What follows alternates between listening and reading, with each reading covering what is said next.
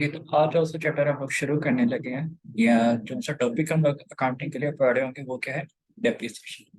अब अकाउंटिंग की बुनियाद होती है किसी रूल्स एंड रेगुलेशन पे। इन रूल्स एंड रेगुलेशंस को हम कहते हैं आईएफआरएस। और अगर इनके अंदर कोई इंटरप्रिटेशन आ जाए या थोड़ी बहुत हम लोगों ने अमेंडमेंट्स करनी है उसको क्या कह देते हैं? इफिक।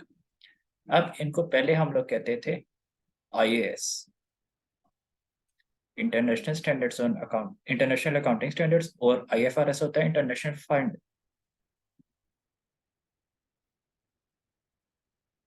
आईएफआरएस होता है हमारे पास इंटरनेशनल फाइनेंशियल रिपोर्टिंग स्टैंडर्ड्स। जो आईएएस का पुराना अगर इंटरप्रिटेशन इसमें आती थी, थोड़ी चेंजिंग वगैरह करनी होती थी, उसको हम कहते थे सिक, SIC। ठीक है। अब डेप्रिसिएशन जो है बेसिकली ये चार्ज होती है हमारे फिक्स्ड टेंजिबल एसेट्स पे।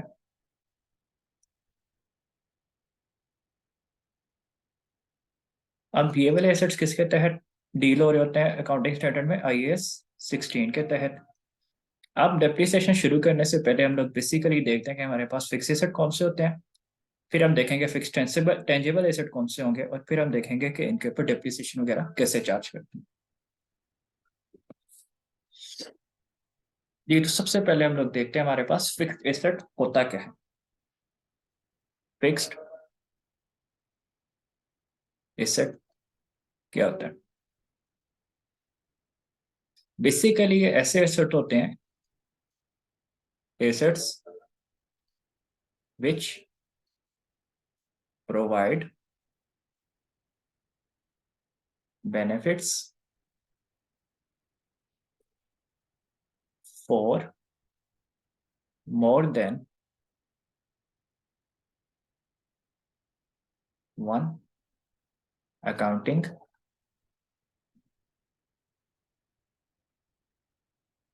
साइकिल। या एक साल से ज्यादा जिनकी हमें फायदा हासिल कर सकते हैं उनको हम क्या कहते हैं? Fixed asset. Fixed asset basically असासे जो है फिक्स्ड वाले ये दो हिस्सों में क्लासिफाई होते हैं। एक होता है टेंजिबल फिक्स्ड एसेट,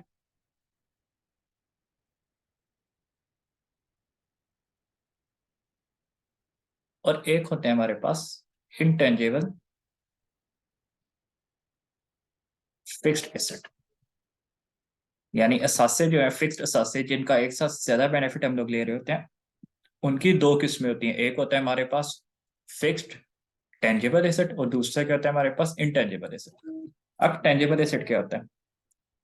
इसको बेसिकली हमने इस चैप्टर में डील करना है, इंटेंजिबल को हमने डील नहीं करना।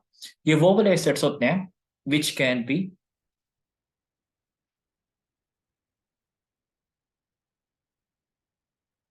Scene, touched, etcetera. या इन शॉर्ट इनकी क्या हो? फिजिकल एक्सिस्टेंस हो।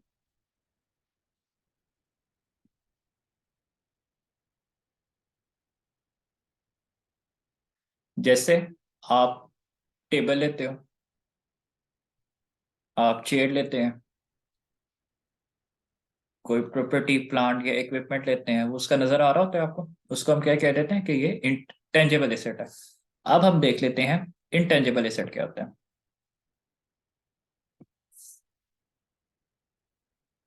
इसी को हम ऑपोजिट कर देंगे, which can not be seen, touched,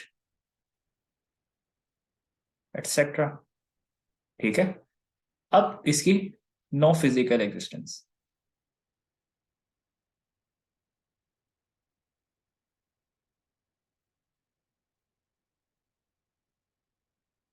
for example आपका ट्रेडमार्क, आपका पेटेंट वगैरह।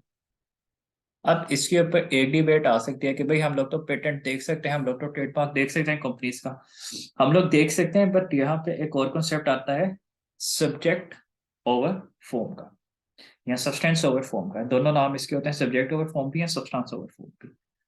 अब सब्सटेंस ओवर फॉर्म या सब्जेक्ट ओवर फॉर्म का क्या मतलब होता है कि देखो आपके पास लैपटॉप है, लैपटॉप आपने रखा हुआ है 30-40 हजार वाला, लेकिन उसके अंदर जो डाटा पड़ा हुआ है डाटा आपका 1 लाख है या 1 लाख से भी 10 लाख है, चलो। तो अब आप डाटा के ऊपर हो गए लैपटॉप गुम होने पे, या लैपटॉप के ऊपर हो रहे होगे? ऑब्वियसली आप डाटा के ऊपर हो गए। तो ये होता है आपका सब्सटेंस ओवर फॉर्म का ये कॉन्सेप्ट, कि आपके जो असल मटेरियल चीज है, यानी जो ज्यादा वैल्यू वाली चीज है, हम लोग वो देखते हैं। अब ट्रेडमार्क नो डाउट हमें नजर आ रहा होता है, बट इसकी जो वैल्यू होती है ये बहुत ज्यादा छोटी हो गई होती है, यानी ये डिवाइड हो चुका होता है। इसलिए इसको हम लोग इतना टेंजिबल एसेट में नहीं लेके आते, इसको इंटेंजिबल के अंदर डील कर रहे होते हैं। तो इसको, अब ये जो है हमारा टेंजिबल एसेट, इसके ऊपर हम क्या चार्ज करते हैं? डेप्रिसिएशन। जो टेंजिबल एसेट है इस पे हम डेप्रिसिएशन चार्ज कर रहे होते हैं।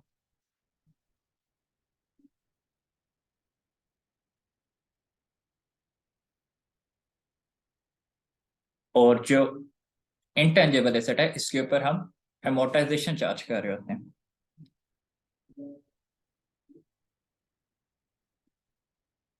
एमोर्टाइजेशन कैसे चार्ज करना है, ये बेसिकली है डेप्रिसिएशन वाला हिसाब किताब ही, उसी तरह चार्ज करते हैं, लेकिन ये थोड़ा एडवांस है, ये बेसिक लेवल के लिए नहीं टेस्ट हो सकता। अब हम लोग देखते हैं, ये जो इंटेंजिबल है ये तो हमारा काम निकल गया यहाँ से, कि इंटेंजिबल हम लोगों ने नहीं देखना। अब हमने क्या देखना है? टेंजिबल एसेट, और टेंजिबल एसेट के ऊपर डेप्रिसिएशन हम चार्ज क्यों करते हैं? वाई वी चार्ज डेप्रिसिएशन, कि भाई हम लोग एक्सपेंस कर रहे हैं, डेप्रिसिएशन को हम लोग एक्सपेंस कर रहे हैं, जिसकी वजह से हमारा प्रॉफिट कम आ रहा है। तो हम इस तरह क्यों करते हैं? इसकी बेसिक रीजन होती है आपकी मैचिंग कॉन्सेप्ट।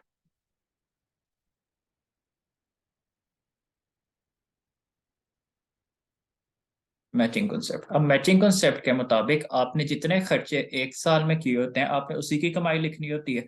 अब फर्ज करो कि आपने कोई 10 लाख का प्लांट लिया, चलो 10 मिलियन का हमने प्लांट लिया, ठीक है। अब 10 मिलियन का 10 मिलियन प्लांट के बेनिफिट आपने 1 साल में तो नहीं उठा लेने होते, इसको आप तकरीबन 10 सालों में यूज कर रहे हो,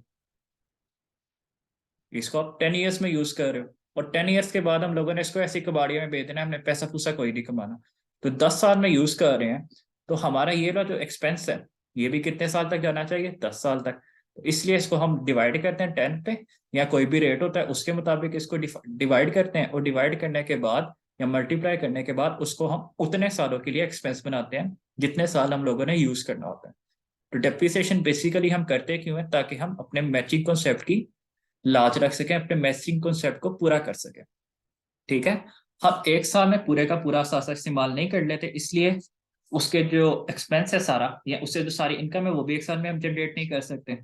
मल्टीपल ईयर्स में उससे इनकम जनरेट कर रहे होते हैं, तो उसकी जो कॉस्ट है उसको भी हम मल्टीपल ईयर्स में ट्रांसफर कर देते हैं।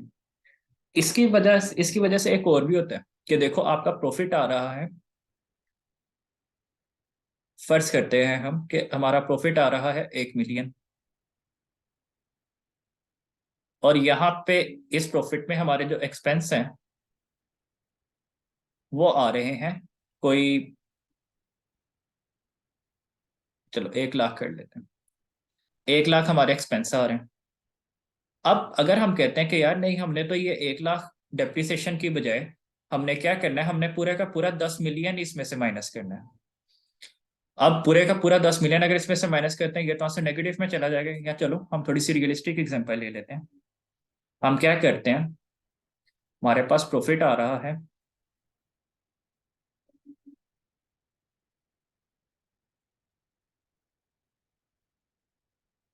1 लाख का, ठीक है। अब इस प्रॉफिट कमाने के लिए हम लोगों ने एक्सपेंस किए हैं, ये नेट है, प्रॉफिट हमारा नेट हो गया है, नेट ऑफ एक्सपेंसेस। हमने एक्सपेंस किए हैं 90,000 के। अब इस 90,000 में से जो 10,000 है, जो 10,000 है, ये हमारा क्या है? डेप्रिसिएशन का।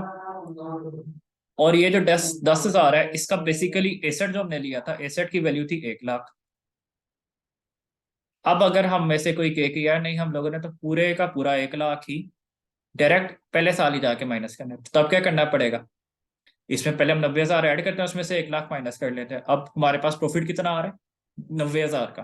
एक तो हमारा प्रॉफिट कम होगा अगर हम पूरे की पूरी अमाउंट एक ही साल में ऐड कर देंगे।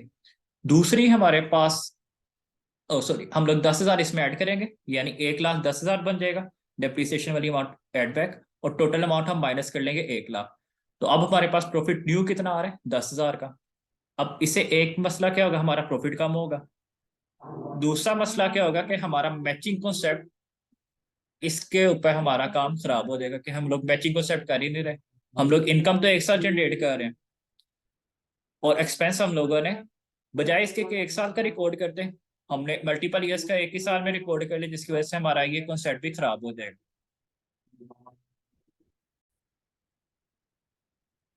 अब हमने देखना है कि हमने जो एसेट्स हैं इनको रिकॉग्नाइज कैसे करना है, यानी कितनी अमाउंट पे हम लोग इसको रिकॉग्नाइज करेंगे, किस तरह रिकॉग्नाइज करेंगे, और कब से रिकॉग्नाइज इसको करना अपनी बुक्स में शुरू कर देंगे।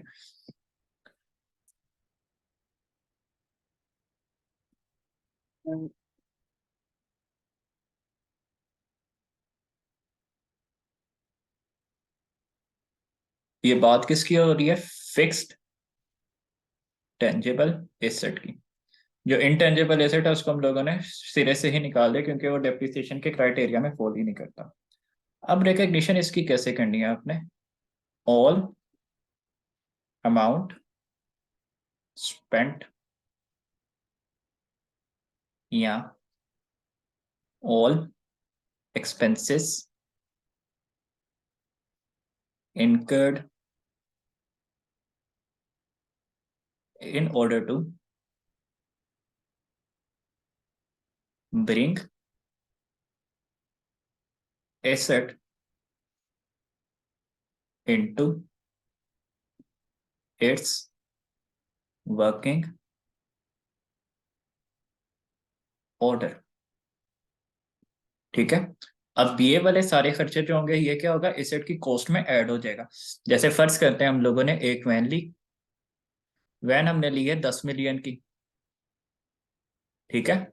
अब इस वैन के ऊपर हम लोगों ने कैरियर वगैरह लगा लिया। हमने क्या लगाया, कैरियर। कितनी अमाउंट का लग गया कैरियर, इसके अलावा थोड़े बहुत और खर्चे थे जो हमने कर लिए ताकि ये हो जाए। इसके बाद हम लोगों ने एसी लगा लिया, क्योंकि वो भी वैन के लिए हम लोगों ने मीट वगैरह लेके जाना है, तो वो भी जरूरी होता है। एसी सिस्टम लग गया हमारा 3 लाख का। ठीक है। एक्सक्लूडिंग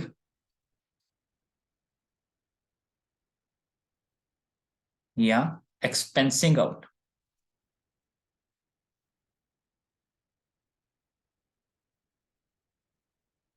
ऑल अदर स्पेंडिंग्स या एक्सपेंसेस। ठीक है। ये हो गया हमारा रिकॉग्निशन। अब इसकी एग्जांपल क्या है कि हम लोगों ने इसके ऊपर साथ भाई, चलो हमारी कंपनी की मशहूरी हो जाए, स्टिकर लगा लेते हैं। कितने के स्टिकर लगे, 40,000 के। अब हमारे पास असल में इसकी वैल्यू कितनी है, ये 10 million plus 1 lakh plus 3 lakh, total amount बन गई हमारे पास 10,4,00,000। अब भाई ये हमने ऐड क्यों नहीं किया, ये ऐड इसलिए नहीं किया क्योंकि हम लोगों को एक गाड़ी चाहिए थी जिसके ऊपर हम लोगों ने सामान लाद के लेके जाना था, तो कैरियर हमारा यूज हो गया। हमने उसमें मीट वगैरह लेके जाना था, तो हमें एसी की भी जरूरत थी। ये दोनों क्या थे, नेसेसरी खर्चे थे, जबकि ये अननेसेसरी था, जरूरी नहीं था, तो इसलिए इसको हम लोगों ने निकाल दिया। अब फॉर एग्जाम्पल आपने सेकेंड हैंड फर्नीचर लिया, अब फर्नीचर लेके उसके ऊपर आपने तकरीबन कोई पैसा लगा दिया। अब वो वाला पैसा जरूरी था आपको इस्तेमाल करने के लिए, तो वो क्या हो जाएगा, एडअप हो जाएगा। लेकिन आपने गाड़ी ली, आपको गाड़ी पसंद नहीं आ रही थी, चलो भाई इसके ऊपर स्टिकर लगा देते हैं। अब स्टिकर से उसकी प्रोडक्टिविटी तो इंक्रीज नहीं हो रही, उसको हम क्या कर देंगे, स्टिकर की कॉस्ट को डायरेक्टली एक्सपेंस आउट कर देंगे, यानी एसओसीआई में या statement of profit and loss में शो करेंगे। जबकि एसओएफपी या बैलेंस शीट में क्या चीज शो करते हैं, ये वाली चीज। और एसओसीआई में क्या चीज आएगी, ये वाली। जो हम लोगों ने फजूल के खर्चे किए हैं वो कहाँ पे जाएगा, चेंजेस स्टेटमेंट ऑफ ये प्रॉफिट एंड लॉस। और एफपी में क्या जाएगा, आपका एसेट की अमाउंट। ठीक है। ये था इसका रिकॉग्निशन क्राइटेरिया। इसके बाद एक छोटी सी चीज रह जाती है कि अगर हम लोगों ने रिकॉग्नाइज कर लिया, अब इसको खत्म कैसे करना है, या डेप्रिसिएशन हम लोग मैक्सिमम कितनी चार्ज कर सकते हैं? हम लोग डेप्रिसिएशन मैक्सिमम इतनी चार्ज कर सकते हैं जितनी हम लोगों को के पास डेप्रिशिएबल वैल्यू हो।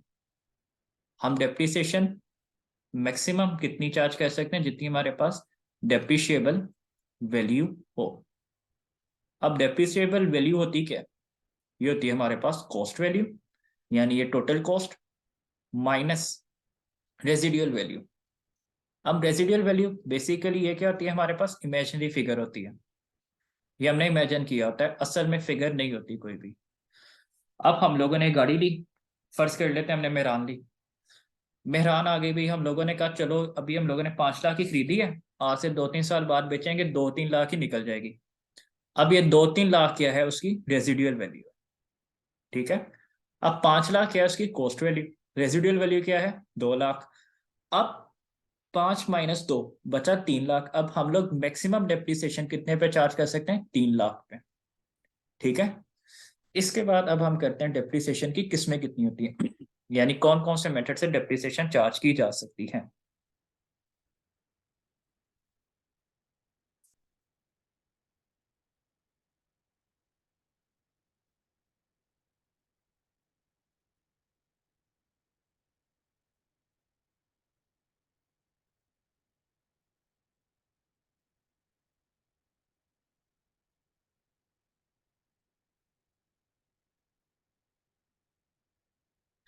इसके अब होते हैं 4 मेथड, जिसमें से हम लोग इसको 2 हिस्सों में क्लासिफाई करते हैं।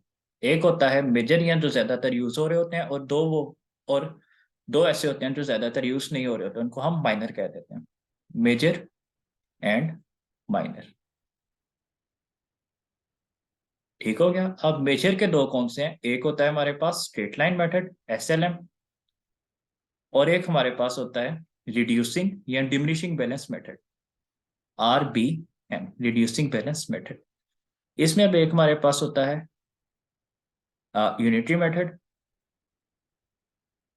या यूनिट्स प्रोड्यूस मेथड, और एक हमारे पास होता है सम डिजिट मेथड। ठीक है। पहले इन दोनों को खत्म कर लेते हैं। सम डिजिट में क्या होता है? आपके पास n × n+1 डिवाइडेड बाय 2। अब इधर n क्या होता है? लाइफ, यानी आपकी एसेट की टोटल लाइफ है 5 साल। तो 5 × 5 + 1 divided by 2। For example 5 × 5 + 1 divided by 2 is equal to, क्या आंसर आ जाएगा हमारे पास? 6 × 5 6 × 5 is equal to 30। 30 divided by 2 we get 15। ये आ गया हमारे पास 15। अब जो 15 है, इसके ऊपर हम लोगों ने अपनी जो डेप्रिशिएबल अमाउंट है उसको डेप्रिशिएट करना है। ये 15 ईयर्स आ गया हमारे पास, कि 15 सालों तक हम लोग उस एसेट को इस्तेमाल कर सकते हैं। ठीक है। अब आ जाता है यूनिटरी मेथड। यूनिटरी मेथड के बेसिकली होते हैं 2 फॉर्मूले। एक फॉर्मूला क्या होता है जो इजी होता है, जो ज्यादातर यूज भी हो रहा होता है, वो क्या है हमारे पास? वो ये है कि आपने used divided by total multiplied by cost value. कि अब आपकी एक मशीन थी जो कि थी 1 लाख की, और वो बना सकती थी 10,000 यूनिट्स। मैक्सिमम कैपेसिटी उसकी कितनी है? 10,000 की। आपने उससे 1,000 यूनिट एक ही साल में बना लिए, प्रोडक्शन आ गई। तो अब बताओ भाई कि आपने कितना हिस्सा उस मशीन का इस्तेमाल कर लिया। आप क्या करोगे? 1,000 को डिवाइड करोगे 10,000 से, कि हम लोगों ने 1,000 यूज कर लिया आउट ऑफ 10,000, और मल्टीप्लाई कर देंगे उसको 1 लाख से। ठीक है। अमाउंट हमारे पास क्या आ जाएगी? अमाउंट क्या आ जाएगी हमारे पास? यस, अमाउंट जल्दी से सारे बताएं।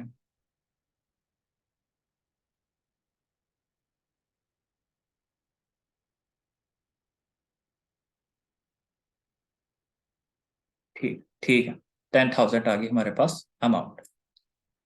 अब हम चलते हैं मेजर पे। सबसे पहले हमारे पास आ जाता है रिड्यूसिंग बैलेंस मेथड। अब रिड्यूसिंग बैलेंस मेथड का हमारे पास क्या होता है? रेट गिवन होता है। रेट गिवन होता है।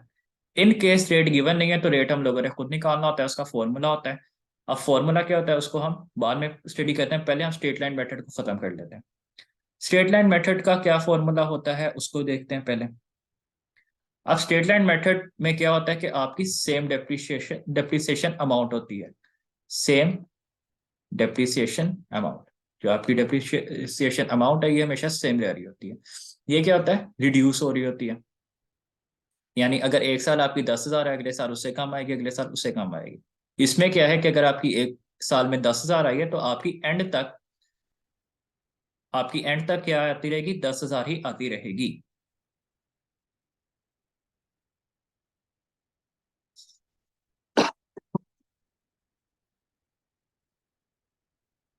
ठीक है।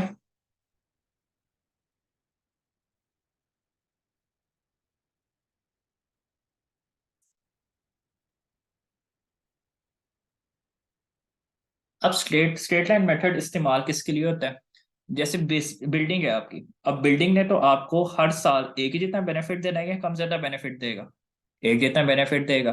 तो अगर एक जितना बेनिफिट दे रहा है यानी एक जितनी इनकम डिराइव कर रहा है तो हम लोग उसका एक ही जितना एक्सपेंस रिकॉर्ड करी जाएंगे।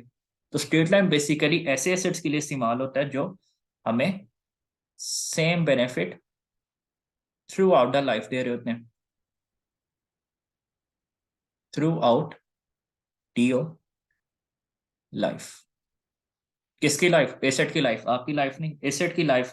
अगर वो थ्रू आउट सेम बेनिफिट दे रहे हैं तो उसको हम लोग क्या चार्ज करते हैं, स्ट्रेट लाइन मेथड। इसके बाद आ जाता है हमारे पास रिड्यूसिंग पेनल्टी मेथड।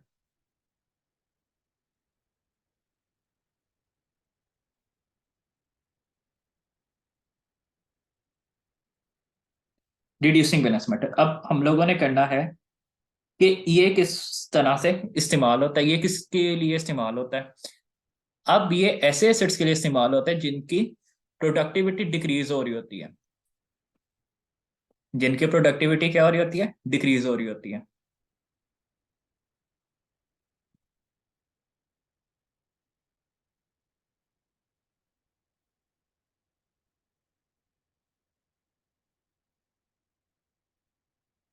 जैसे आपने कोई मशीन ली, अब मशीन ने पहले साल आपको ज्यादा काम दिया, आहिस्ता आहिस्ता उसकी प्रोडक्टिविटी कम होती गई।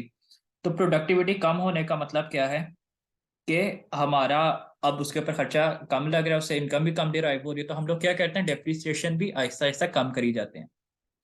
ठीक है, डेप्रिसिएशन भी हम लोग आहिस्ता आहिस्ता कम कर देते हैं, किसके तहत, रिड्यूसिंग पेनल्टी मेथड के तहत। अब हम देख लेते हैं इनके फॉर्मूले क्या क्या होते हैं। इसका क्या फॉर्मूला होता है स्ट्रेट लाइन मेथड का, cost value minus residual value यानी depreciable amount divided by estimated life. ठीक है, divided by estimated life. For example हमारे पास कॉस्ट वैल्यू थी 1 लाख और रेसिडुअल वैल्यू थी हमारे पास 10,000, 10,000, और एस्टिमेटेड लाइफ थी हमारे पास 10 साल हम लोगों ने उसको इस्तेमाल करना है।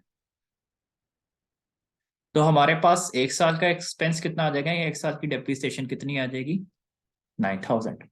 इसका क्या फॉर्मूला होता है, इसका फॉर्मूला हम लोगों ने सबसे पहले इसके लिए निकालना होता है डेप्रिसिएशन का रेट, क्योंकि ये तो हम लोगों ने देखा है कि सेम आता जाता है।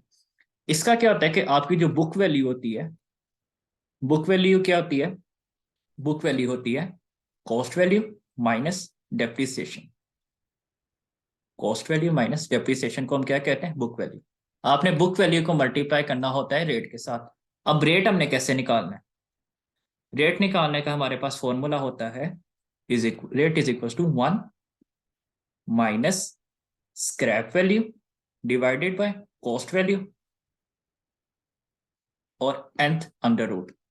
अब n क्या होता है, यहाँ पे n होता है नंबर ऑफ ईयर्स के, हम लोगों ने उसको कितने साल इस्तेमाल करना है।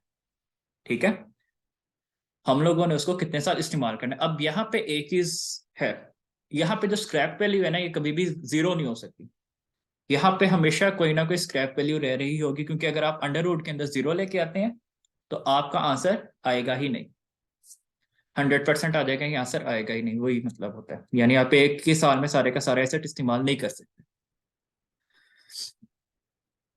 इस फॉर्मूले की हम लोग एग्जांपल यहाँ पे देख रहे हैं। हमने एन लिया है 5 years, और चलो यही वाला कर लेते हैं, एन हमने लिया 10। ठीक है, इसके बाद स्क्रैप वैल्यू हमारे पास है 10,000। स्क्रैप वैल्यू या रेजिडुअल वैल्यू, ये क्या है हमारे पास एन। और हमारे पास एस्टिमेटेड लाइफ क्या है या एन क्या है, एन, एन हमारा हो गया, सॉरी हमारे पास क्या रह गया है, CV cost value. Cost value हमारे पास कितनी है, 1 लाख। इसको अब हम पुट करते हैं फॉर्मूले में। nth रूट यानी 10th root of scrap value 10,000 divided by 100,000। तो हमारे पास क्या आ जाएगा, रेट। रेट हमारे रेट हमारे पास आ गया 0.79, 0.79। ठीक है, अब हमारे पास बुक वैल्यू क्या है, बुक वैल्यू हमारे पास 100,000। इसको मल्टीप्लाई कर देंगे 0.79 से, ये क्या आ जाएगी हमारे पास, डेप्रिसिएशन मल्टीप्लाइड बाय 100।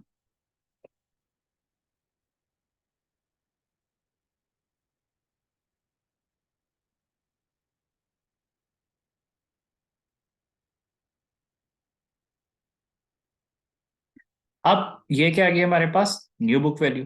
अब बुक वैल्यू जो अगेन आई है उसको मल्टीप्लाई करेंगे 0.79 के साथ। ठीक हो गया।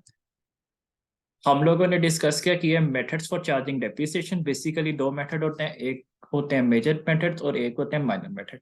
अब मेजर को आगे फर्दर हम दो हिस्सों में डिवाइड करते हैं, एक है स्ट्रेट लाइन मेथड, एक है रिड्यूसिंग बैलेंस मेथड। माइनर के भी दो हिस्से होते हैं, एक यूनिटरी मेथड, एक होता है sum of digit method. Sum of digit method में हम लोग क्या करते हैं कि हम लोग टोटल लाइफ उसकी निकाल देते हैं, और जो हमारे पास टोटल अमाउंट होती है जिसके ऊपर हम लोगों ने एसेट खरीदा होता है, उसको हम उस अमाउंट उस लाइफ पे डिवाइड करके इक्वली प्रोपोर्शन कर लेते हैं, या जितनी हम लोगों ने लाइफ यूज करी जाती है उतना उसमें से माइनस करी जाते हैं।